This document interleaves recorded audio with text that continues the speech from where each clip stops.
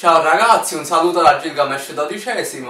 Cominciamo con il video commento del capitolo 831 dicendo che all'inizio, una volta sbarcati i nostri protagonisti, si viene a sapere che probabilmente, ma non sicuramente, coloro oppure colui che stava aspettando tutti quanti alla costa a Whole Cake Island sembrerebbe essere Sanji, come ho detto nel capitolo scorso. Dico probabilmente ma non sicuramente, anche perché Rufy ha visto, diciamo, due immagini all'inizio, cioè quella di Panting, che sembrerebbe essere quella, diciamo, più probabile, che aveva detto che ci vediamo alla costa appena arrivate anche voi, oppure quella di Sanji, che poi per come si è strutturato in seguito il capitolo sembrerebbe anche quella, sembrerebbe l'ipotesi più probabile. A me ricorda tanto ovviamente quest'isola, è inutile dirlo, penso che l'abbiano capito in molti, Alice nel Paese delle Meraviglie. Comunque ripeto, penso che già molti lettori anche da qualche capitolo abbiano avuto la mia stessa idea, però ho detto anche che mi ricorda molto ma molto Thriller Bark, perché comunque mi ha ricordato questa fase nel momento, cioè il primo sbarco di Nami, Usopp e Chopper, che furono i primi, se non ricordo male, con la Mini Mary, che era la prima volta che veniva utilizzata. Ricordiamo che era stata la prima isola raggiunta dai Mugiwara con la Thousand Sunny, e ancora c'erano queste tecnologie nuove. Comunque c'era appunto Thriller Bark, che era avvolta nel mistero. Loro stavano facendo, diciamo, quel viaggio scortati dalla carrozza con quei due zombie che facevano le veci dei cavalli, e Hildon, che era il pipistrello che faceva le veci del cocchiere. E comunque c'erano tutti questi alberi, questi zombie che mentre loro passavano comparivano di dietro e, diciamo, un po' ridacchiavano, cercavano di impaurirli. Loro magari aprivano la finestra della carrozza, le tende, e guardavano tutti questi zombie e domandavano a Hildon, molto terrorizzati, cosa fossero. Lui cercava ovviamente di tranquillizzarli, e qui sembrerebbe proprio la stessa cosa. Oppure magari quando sono sbarcati successivamente quelli più forti, cioè Zoro, Sanji, Robin, Franky e Rufy, quando furono attaccati dagli zombie e li sconfissero in 4 e 4-8. Qui vediamo che ci sono sorprese, tipo quell'uomo molto strano sotterrato, il coccodrillo gigante che si mangia il ponte.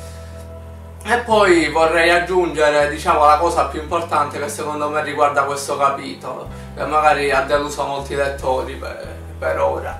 Spero che non sia così in seguito. Comunque cercherò di spiegarvi un poco, almeno nella parte finale del capitolo, cosa ne penso anche del parere di molti lettori. Comunque, ritornando al discorso di prima, c'è stato Sanji, che magari alcuni pensano può essere lui, non può essere lui. Io non credo che sia lui, credo che sia una copia, e penso che questa sorta di copia molto simile a lui, e che comunque è in grado di muoversi a quanto pare, che sparisce, appare così come gli pare. Ho fatto pure la rima, stranamente, è venuta per caso, ma a parte questo, io penso che derivi da un fruttato, o che sia Big Mom oppure uno dei suoi sottoposti. Comunque questo mi ricorda un potere molto simile a quello combinato tra Mr. 3 e Miss Double Finger, cioè Mr. 3 con la cera era in grado di produrre appunto delle statue, e col potere, con l'ausilio di Miss Double Finger, le colorava e faceva delle copie perfette dei personaggi, che però, ricordiamo, non erano in grado di muoversi. Qui abbiamo visto che Sanji si può muovere, quindi questo potere, secondo me, oltre ad essere più forte dei due poteri di Mr. 3 e Miss Double Finger dal punto di vista, diciamo, del camuffaggio, perché appunto loro erano delle statue con quei poteri dei fruttati che abbiamo visto a Little Garden, mentre qui si muovono, quindi più forte. Però bisogna anche dire che il frutto del diavolo di Mr. 3 era anche molto, molto forte dal punto di vista difensivo. Ancora qui dobbiamo conoscere tantissime cose riguardo questo potere del frutto del diavolo, che secondo me, diciamo, ha creato queste statue.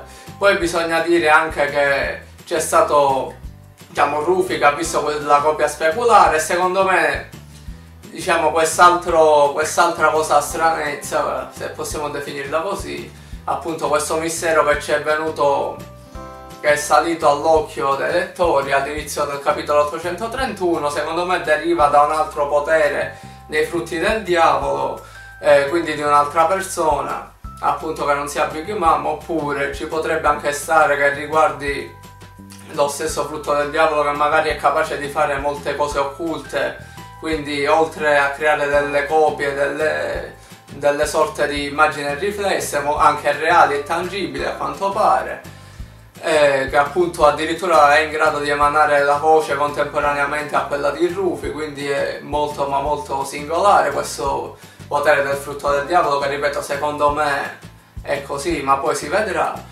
E quindi diciamo questi sono secondo me i due misteri che finora si sono celati all'interno del capitolo 831. Oppure può anche darsi che io intanto penso che quest'isola di cioccolato sia stata appunto creata, non è che è sempre esistita lì sul mare, quindi può anche darsi che lo stesso che ha creato quest'isola di cioccolato abbia creato le copie di Sanji, o nel caso in cui appunto, come ho detto, si tratti dello stesso fruttato ma anche la specularità di Rufy, la sua copia.